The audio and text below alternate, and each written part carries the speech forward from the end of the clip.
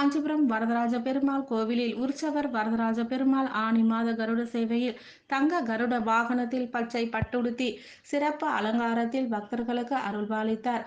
அத்திவரதர் புகழுக்குரியதும் 108 வைணவ திருக்கோவில்களில் ஒன்றாகவும் இருந்து வருவது காஞ்சிபுரத்தில் உள்ள பழமை வாய்ந்த பெருந்தேவி தாயார் சமேத வரதராஜ பெருமாள் திருக்கோவில். இக்கோவிலில் ஆண்டுதோறும் வைகாசி திருவிழா 3வது நாளின் போதும் ஆனி மாதம் மற்றும் ஆடி மாதம் உட்பட ஆண்டுக்கு 3 முறை தங்க கருட வாகனத்தில் பெருமாள் எழுந்தருளி பக்தர்களுக்கு அருள் பாலிப்பது வழக்கம். நிகழ் ஆண்டுக்கான ஆனி மாத கருட சேவையில் காலையில் உற்சவர் தேவராஜ சுவாமிக்கு சிறப்பு திருமஞ்சனம் அலங்காரம் தீபாராதனைகளும் நடைபெற்றது.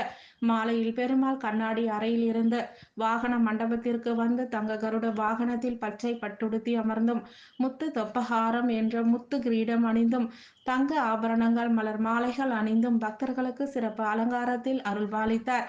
சிறப்பு தீபாராதனைகளும் நடைபெற்றன.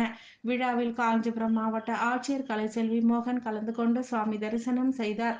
மஞ்சள் பட்டாடை தங்க கருட வாகனத்திற்கு அணிந்தவாறு வந்த பெருமாள் ஆலய வளாகத்தில் உள்ள ஆழ்வார் சுற்று பிரகாரத்திற்குள் வலம் வந்தார். பின்னர் ஆலயத்தின் நுழைவு வாயில் ராஜகோபுரத்தின் முன்பாக கோபுர தரிசனம் நடைபெற்றது. பின்னர் ஆஞ்சநேயர் சன்னதியில் சிறப்பு தீபாராதனையும் அதனைத் தொடர்ந்து கோவில் மாட வீதியில் உலா வந்து ஆலயத்திற்கு எழுந்தருளினார். இதனைத் தொடர்ந்து பெரியாழ்வார் சாற்றுமுறை உற்சவமும் நடைபெற்றது. ஏற்பாடுகளை கோயில் செயல் அலுவலர் சீனிவாசன் தலைமையில் கோயில் பட்டாச்சாரியார்கள் பணியாளர்கள் செய்திருந்தனர்.